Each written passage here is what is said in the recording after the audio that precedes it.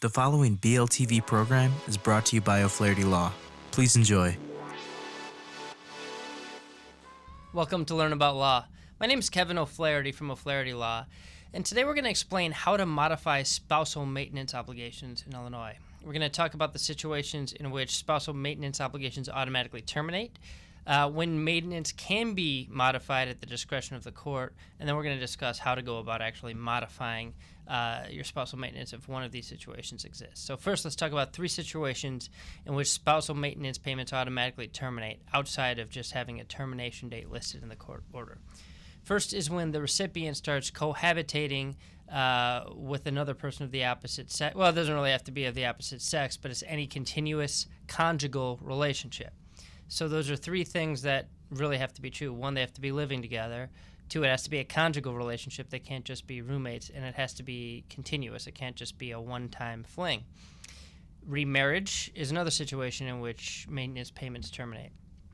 Because of this, if the recipient plans on remarrying, and this is only remarriage of the recipient, by the way, not the obligor, but if the recipient plans on remarrying, they have to give the obligor 30-day notice, or if they make a snap decision to marry within that 30-day notice, they have to give the obligor at least 72 hours. This allows the obligor to file a motion to terminate maintenance so that it will terminate on the date of the marriage. Finally, the death of either party will cause maintenance payments to terminate. The estate of the obligor owes no obligation to the recipient, and the estate of the recipient doesn't have any right to receive maintenance payments from the obligor. So what happens when one of these events occurs? You can't just stop making payments. You have to file a motion to terminate maintenance based on the event, and then the court has to terminate if one of these events occurs. It's not discretionary like some of the other stuff we'll talk about later. And finally, since you can't just stop making payments, any payments you've made since the event will be repaid to you as the obligor. So the recipient has to repay any payments that were received after the terminating event, or the recipient's estate will if death is the reason.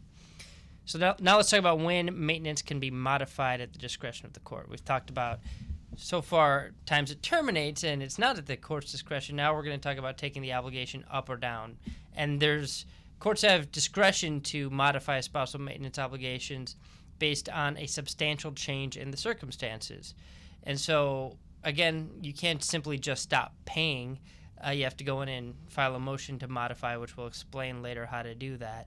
But you keep paying until the court orders the change.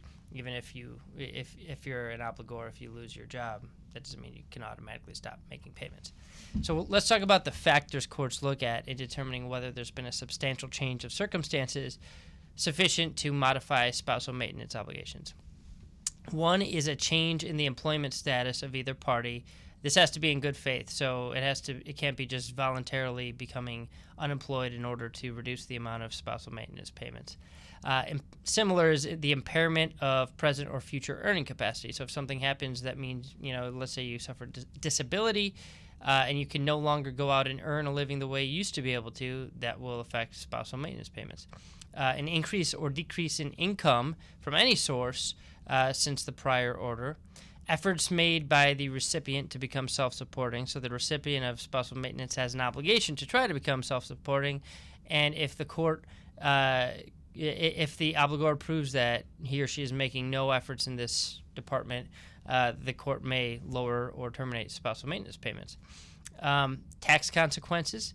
So courts will look at the tax effects of spousal maintenance. We have an article and video about this at learn-about-law.com if you want to learn more about the tax consequences of spousal maintenance payments. But they try to make it, in aggregate, most advantageous for both parties when considering tax consequences.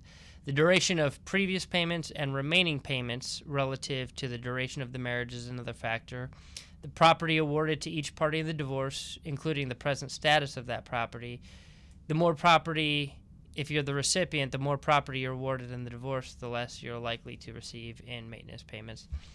Property acquired and currently owned since the divorce. So if you've come into a lot of assets since the divorce, you're less likely to have your maintenance payments continue.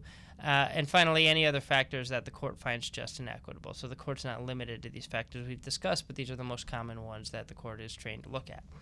So if those factors add up to cause the court to believe there's been a substantial change in circumstances, they have the discretion, and again, it's discretionary, unlike the termination event, to modify maintenance payments upward or downward. So let's now talk about how to actually modify spousal maintenance payments. Again, in either the modification situation or the termination situation, you can't simply stop paying or reduce your payments through self-help.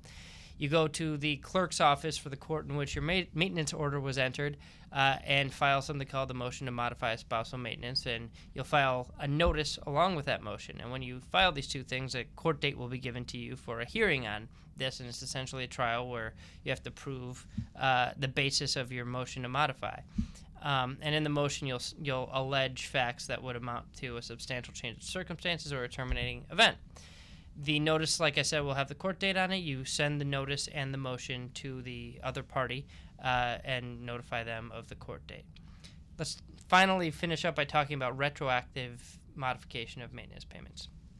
So for the modification events based on a substantial change of circumstances, maintenance payments can only be modified back to the date that the motion was filed with the court. So if you lose your job in January and you wait until March to file the motion, and the hearing is held in April, the maintenance payments can be modified back to March, but they're not going to be modified back to January when you lost your job. The other situation is termination. This is an exception. If a termination event occurs, generally the courts will, again, allow repayments to be made of any payments made after the date of the event. So it can go all the way to the termination event date, not to the date that the motion was filed.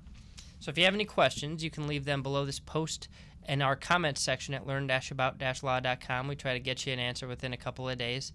If you found this interesting and would like to be notified of our article and video topics that we post every day, you can subscribe to us on YouTube, iTunes, or SoundCloud, or subscribe to our email newsletter that we send out once a month by going to learn-about-law.com. If you need some help, give us a call at 630-324-6666. That's 630-324-6666. We offer free consultations, and we have offices all around Chicagoland for your convenience. Thank you so much for watching and listening. Thanks so much for watching our video. If you have any questions, feel free to comment below. Click the subscribe button for new videos every week, and download and review us on iTunes. Visit learn-about-law.com for other legal-related articles and videos. Visit our business podcast and video blog, seizeyourbusiness.com, and visit Making Real Estate Fun for real estate videos and podcasts. Call us at 630-324-6666 for a free consultation.